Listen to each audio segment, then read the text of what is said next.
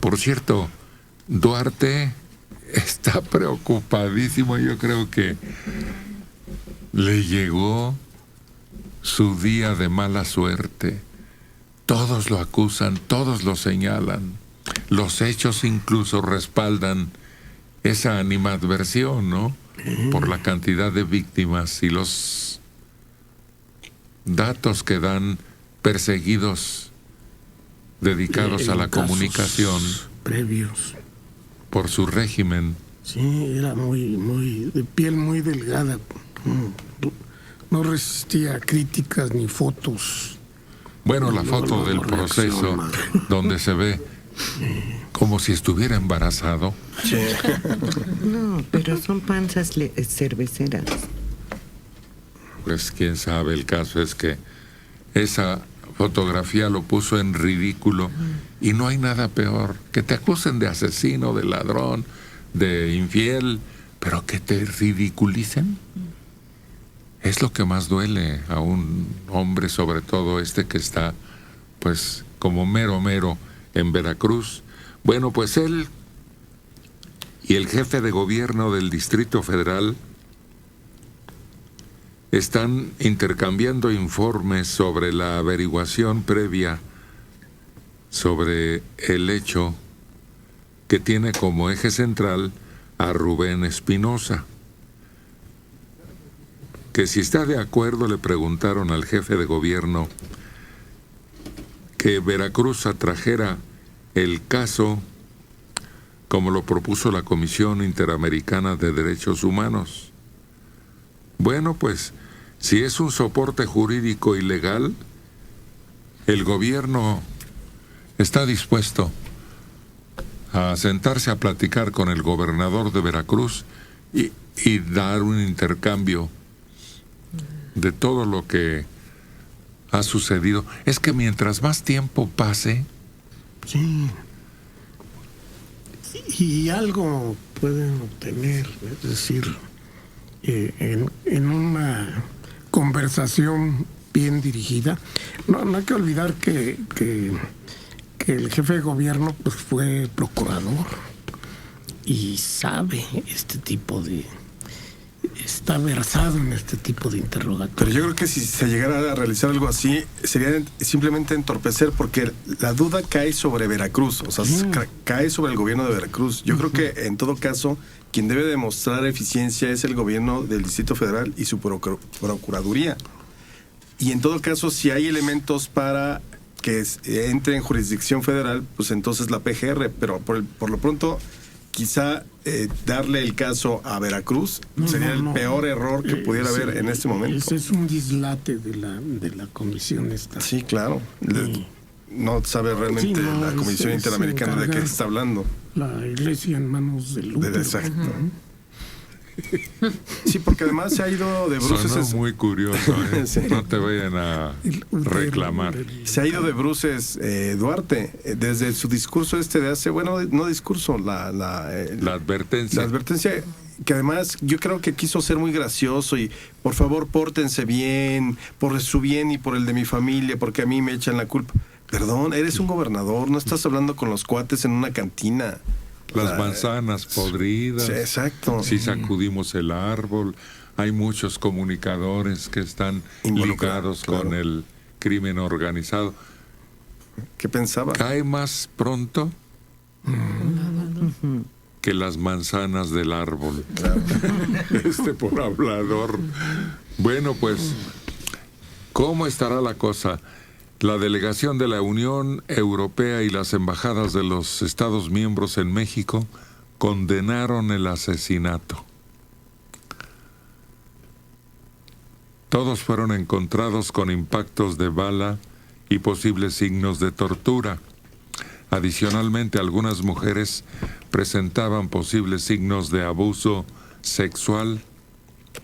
Lamentablemente, la muerte del fotoperiodista se suma a la lista de otros asesinados en julio pasado, que incluye a Juan Mendoza Delgado en Veracruz y al reportero de un programa de radio, Fidelfo Sánchez Sarmiento, en Oaxaca. pero que la Unión Europea también Hombre, demande aclaración. están prendiéndose unos focos Está rojos creciendo. enormes en todos lados. Creciendo. Y eso va en demérito del jefe de gobierno del DF y hasta propio presidente. No, pues cómo no, que optó por irse de vacaciones. Ah, sí, hombre. Qué bárbaro. Fíjate que yo no sé, no podría opinar si prefirió decir, ay, a ver cómo le hacen, o si su problema de salud También. está recalcando. Y tiene que someterse a algún Es como tratamiento Que específico. en vez de estar en la playa, Está en algún hospital muy discreto. el presidente tomará un breve periodo de descanso y regresará hasta el 10 de agosto. Es que pareciera que le saca el bulto. Pues sí, lo que pasa es que como son ya cada vez más frecuentes las crisis, es difícil atinarle a un periodo. donde no Es que haya- pareciera que estaba de vacaciones desde el 1 de diciembre del 12. O sea, estas son las vacaciones cortas, ¿no? Las largas decían en la Es mañana. que cuando lo de Iguala, no tomaron las de riendas. inmediato. Después, está muy malo siendo atendido, no digamos de qué índice de seriedad, y tiene que salir a recibir a los ingleses y luego se va a Francia y en ese momento Se sale pega el, como tapón de sidra el evadido. Recibió a los reyes de España, pero estaba recordando y ya tuvo 2 intervenciones. Fue esta última, que fue días antes de que recibiera a los reyes de España, pero hubo otra anterior, La de la tiroides. la de la tiroides. Entonces ya van 2 intervenciones en un periodo relativamente 3 años de gobierno, casi. corto. Sí, pues poco tiempo. El problema es que estamos acostumbrados a la opacidad con respecto al presidente. Siempre. O sea, nunca sabemos las enfermedades de los presidentes, el grado, la salud con la que llegan al poder. Y yo creo que aquí tendría que ser un asunto de interés nacional saber el estado de salud. Porque si no, entonces todo se presta para especulación. Hace un mes, creo que Loret de Mola escribió un artículo a partir de puras conjeturas, hablando de que estaba muy grave, hablando de un cáncer.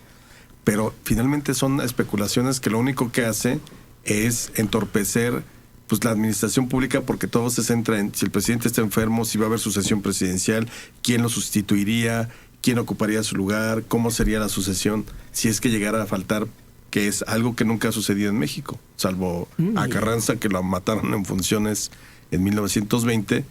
Ningún otro presidente en funciones ha dejado el poder por enfermedad o por muerte. Y Benito Juárez. Obregón, que ya estaba designado. Ya, pero ahí gobernaba todavía Calles. Iba a tomar posesión Obregón el 1 de diciembre del 28. Pero fíjate que lo manejan al revés, como lo planteas. La salud del presidente es secreto de Estado, para que no cundan rumores. O bueno, quién sabe qué piensen, ¿no? Pero prefieren ponerle un velo de opacidad absoluto a la salud del presidente. Y sabemos de presidentes que estuvieron muy malos y que lo ocultaron hasta el último día.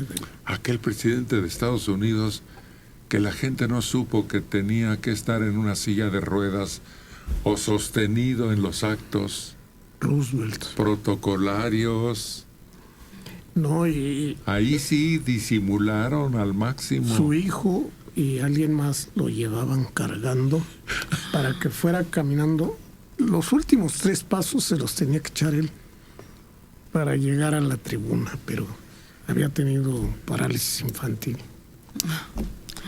Entonces un hecho que se repite en todas partes, porque no puede mostrar debilidad. Parece que siguiendo historia de un automóvil puedan dar con algún dato importante. Un hombre que fue detenido en 2012 junto con un colombiano en el Estado de México, acusados de posesión, tráfico de drogas y portación de arma de fuego, es el propietario del Mustang rojo que usaba la colombiana de la colonia Narvarte. Sergio Cervantes Conde fue capturado por la entonces Agencia de Seguridad Estatal junto con el sudamericano Germán Pavón Díaz, y los aprendieron precisamente a bordo de este auto.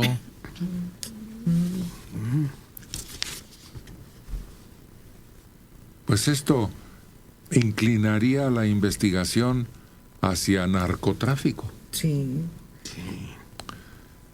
Porque un crimen así, siempre que haya un botín apreciado, justifica el hecho. Es decir, le da más visos de ese tipo de asunto. Y hay que recordar que dicen que el que trae las llaves del coche, lo primero que hace es meter una maleta en la cajuela antes de subirse a echar a andar el carro. Pues podría. Por cierto, ayer en un